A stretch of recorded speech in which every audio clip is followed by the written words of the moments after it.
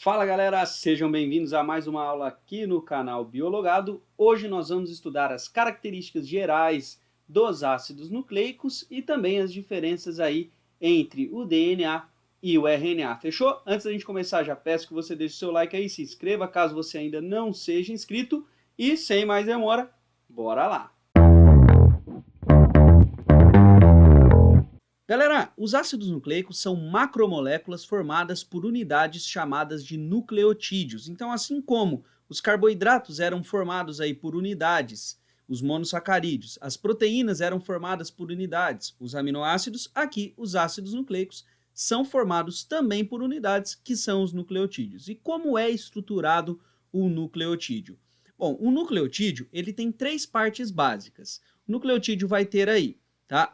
Um grupo conhecido como base nitrogenada, então assim como as proteínas, nós também temos presença de nitrogênio neste composto orgânico. Nós temos também um carboidrato aqui de 5 carbonos, uma pentose, tá aqui carbono 1, 2, 3, 4 e 5, e ligada no carbono 5, nós temos um grupo muito importante aqui, o grupo fosfato. Bom, nós vamos estudar ao longo dessa aula a importância de cada uma dessas três partes aí que formam os nucleotídeos, tá? Uma coisa que você pode ver por aí, um nome que às vezes aparece no enunciado, enfim, no exercício, é nucleosídeo. O que é um nucleosídeo? Quando eu retiro o grupo fosfato e considero apenas aqui a pentose e a base nitrogenada, nós temos então um nucleosídeo. A partir daqui eu posso adicionar um grupo fosfato, né, que é derivado aí de um ácido fosfórico, aí sim eu tenho um nucleotídeo completo. Quando eu tenho um nucleotídeo com apenas um grupo fosfato, eu falo que ele é um nucleotídeo monofosfatado. Mas eu posso acrescentar mais nucleotídeos nele, né? Até 3, por exemplo. Aí eu tenho, inclusive, uma molécula trifosfatada muito conhecida quando você estuda a respiração celular, que é o ATP. O ATP é um nucleosídeo chamado de adenosina, porque a base nitrogenada é uma adenina, ligado a 3 grupos fosfato, né? Adenosina trifosfatada. Então, uma molécula muito importante aí para a gente da biologia, uma vez que ela fornece energia para diversos processos vitais. Mas hoje eu vou focar aqui nos ácidos nucleicos, especificamente nos nucleotídeos, então, que vão formá-los, tá? Não vou falar do ATP nesta aula, não. Nós vamos falar de vários outros nucleotídeos aí. Muito bem. Falando especificamente desse grupinho aqui, fosfato, um grupo que tem, então, um fósforo ligado a 4 oxigênios. Pessoal, esse grupo, como eu já comentei, ele é derivado de um ácido fosfórico, tá? E é justamente ele que confere a carga negativa dos ácidos nucleicos. Os ácidos nucleicos têm, então, uma carga negativa. Inclusive, nós usamos desse conhecimento da carga negativa dos ácidos nucleicos para fazer um teste chamado eletroforese.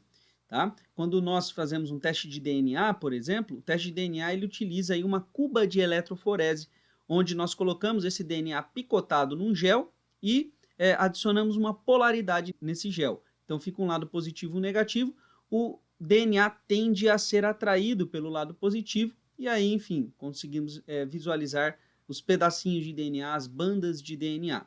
Também um dia eu farei um vídeo sobre como é feito um teste de DNA, mas hoje vamos aqui focar nas características gerais dos ácidos nucleicos, tá? Este então é o nosso grupo fosfato.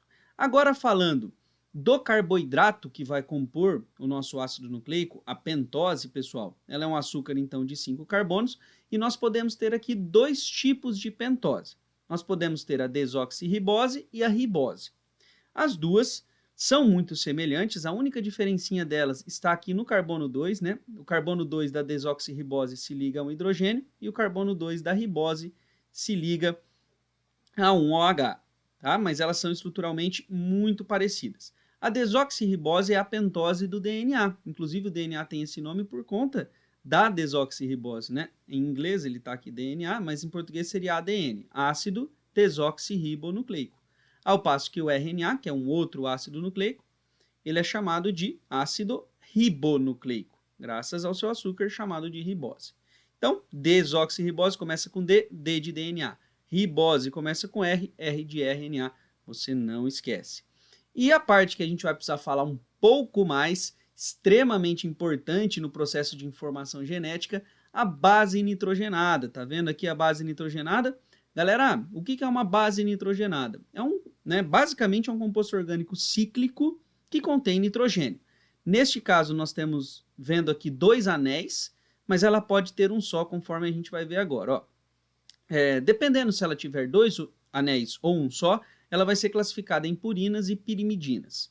Então, nós temos 3 pirimidinas possíveis aí. São elas citosina, timina e uracila. Já com relação ao grupo das purinas, nós temos 2, adenina e guanina. Uma maneira fácil de você lembrar isso é você lembrar das purinas. Aí o resto que não é purina é pirimidina. Existe um macete muito simples aqui, ó, água pura. Água de adenina, A de adenina, né? Guá de guanina, pura de purina. Então, quem são as purinas? Água pura, adenina e guanina. O que não é isso é pirimidina, citosina, timina e uracila. Então, fica tranquilo para você lembrar. Diferença entre elas, purinas tem 2 anéis, pirimidinas tem apenas um anel, conforme vocês podem visualizar aí.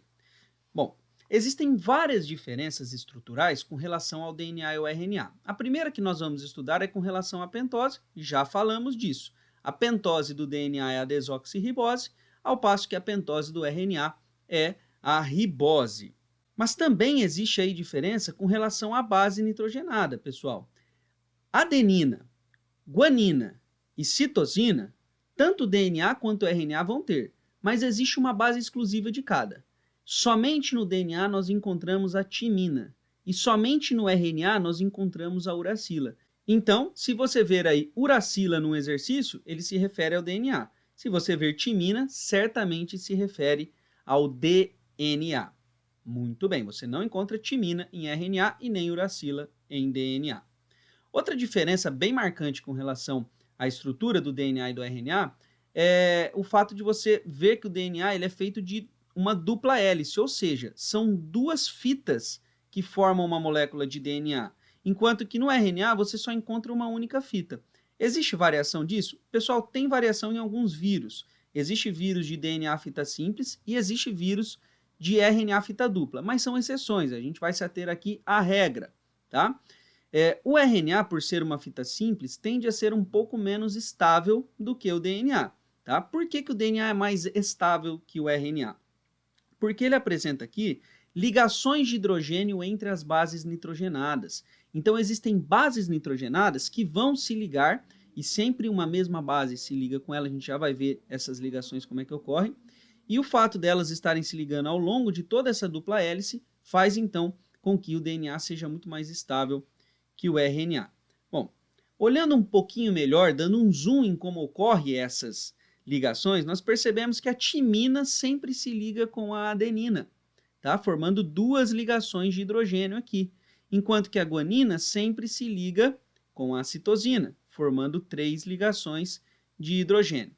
Para lembrar isso, tem um macete também relacionado a cantores brasileiros antigos aí, né? Aguinaldo Timóteo, Gal Costa. Aguinaldo de adenina, Timóteo de timina, Gal de guanina, Costa de citosina, tá? Então, essas bases sempre vão conseguir se ligar uma com a outra. Uma timina não se liga com a citosina e nem a adenina se liga com a guanina. Entre a timina e a adenina, existem 2 ligações de hidrogênio, mas entre a guanina e a citosina, nós temos 3 ligações de hidrogênio. Portanto, quanto mais guanina e mais citosina tiver aí numa molécula de DNA, mais estável ela vai ser. Tudo bem? Tá. Outra coisa que a gente precisa destacar com relação à estrutura de um DNA é esse terminal 5' e terminal 3'. Isso também vale para o RNA, beleza? Porque ele não se refere à fita dupla. Perceba que nós temos aqui 2 situações, né? Nós temos esta fita que é 5', 3' e esta fita que é 3', 5'. Ou seja, nós dizemos que a fita de DNA é antiparalela, enquanto que uma está num sentido, a outra está no sentido contrário. Tá? E o que significa esse 5' e esse 3'? Perceba que este grupo fosfato está ligado no carbono 5, tá? Por isso a gente fala que é um terminal 5'. Um grupo fosfato pode fazer até 2 ligações aqui, tá? Ele pode se ligar a 2 pentoses. Esse aqui está se ligando a apenas uma pentose. Então, é mais ou menos essa ideia de que ele ainda poderia se ligar a outra. Então, seria uma extremidade livre aqui. Então, este 5 linhas se refere ao carbono 5. E a extremidade 3 linhas se refere ao carbono 3, que aqui não está fazendo nenhuma ligação, mas que poderia estar ligado com um grupo fosfato. Então, é como se fosse aí um carbono que ainda está livre. Não está porque nós temos um OH, né? É justamente a partir daqui que vai se ligar. Mas a gente considera que então poderia ter um grupo fosfato. Então seria a extremidade 3 livre aqui. Então 5, 3. Então, obviamente, deste outro lado está ao contrário, por isso as fitas são antiparalelas. 5 está aqui embaixo e o 3 aqui em cima. Posto isso, agora nós vamos poder entender melhor uma regra que existe aqui no DNA, que é conhecida aí como regra de Chargaff. Vamos entender aqui. Como sempre a adenina se liga com a timina e sempre a guanina se liga com a citosina, a gente pode inferir algumas coisas matematicamente. Vamos supor que eu tenha numa molécula de DNA 100 adeninas, 100 bases nitrogenadas de adenina.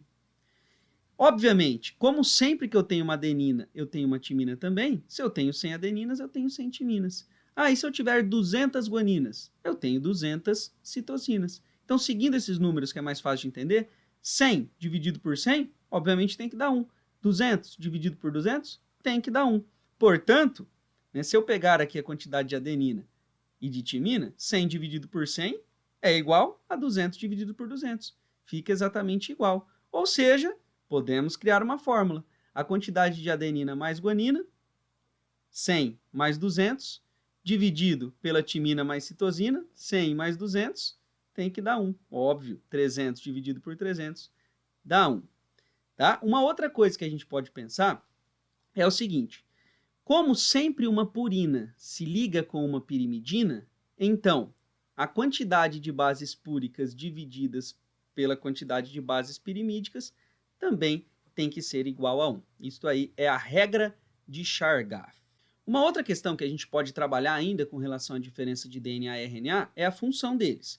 O DNA é responsável por conter a informação genética. E onde que está essa informação genética? Nos genes. A informação genética está nos genes. Nem todo DNA é composto de gene, mas as receitas sobre como fabricar uma proteína, elas estão nos genes. Esta é a função, então, do DNA. Guardar os genes, portanto, guardar as informações que faz nós sermos aí a espécie que nós somos. Já o RNA é responsável pela fabricação das proteínas. E para fazer isso, existem 3 tipos de RNA, cada um com uma função diferente, a fim de que essa proteína possa ser fabricada. Nós temos aí o RNA mensageiro, que é quem leva a mensagem para o ribossomo sobre como fabricar a proteína. Nós temos o RNA transportador, que é quem leva a matéria-prima para fabricar a proteína, que são os aminoácidos. E nós temos o RNA ribossômico, que é quem forma o ribossomo. E é justamente o ribossomo que vai fabricar as proteínas. Tá? O ribossomo ele é uma junção de RNA ribossômico com proteínas. Os detalhes sobre como ocorrem esses processos nós vamos ver em outros vídeos, tá? E eu vou deixar o link já no próximo slide, então fica atento aí, presta atenção.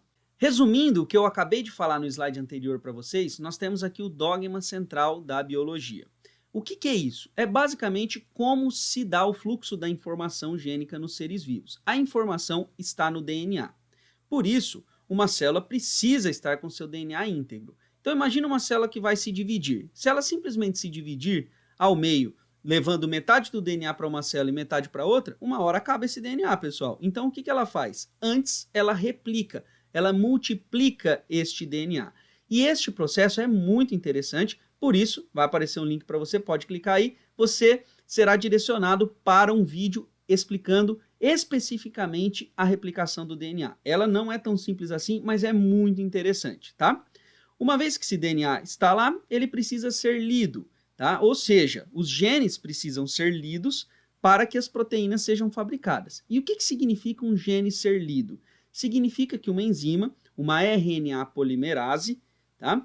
Ela vai especificamente na posição em que o gene se encontra e ela vai fabricar um RNA, uma mensagem a partir desse gene. Esse processo chama-se transcrição e também fiz um vídeo para te explicar como ocorre ele. Vai aparecer um link para você, pode clicar também aí que você será direcionado. A transcrição vai fabricar então uma molécula de RNA que irá para o citoplasma ser lida então pelo ribossomo. E a função do ribossomo, como eu já falei, é a fabricação de proteína. Este processo chama-se tradução. A tradução também está explicada em um outro vídeo e o link está aparecendo aí para você também. Pode clicar que você será direcionado para lá. São processos fundamentais, você precisa conhecê-los se você quer prestar algum vestibular aí, porque direto aparece em questão de vestibular. Existem outros processos que aparecem um pouco menos, e eu vou citar um deles aqui para vocês, que é a transcrição reversa. Existem alguns vírus, como o HIV, por exemplo, que consegue fazer o contrário. Ele consegue fazer uma transcrição ao contrário. Ou seja, ele pega uma molécula de RNA e a partir dela ele fabrica o DNA. É muito interessante isso daqui, mas eu ainda não tenho um vídeo para te direcionar, quem sabe um dia. Bom, galera, é isso que eu queria trabalhar com vocês hoje, espero que você tenha gostado. Se você gostou, deixa o seu like, deixa um comentário aí, se você tiver alguma dúvida, que na medida do possível eu respondo. Fechou? Muito obrigado e até a próxima!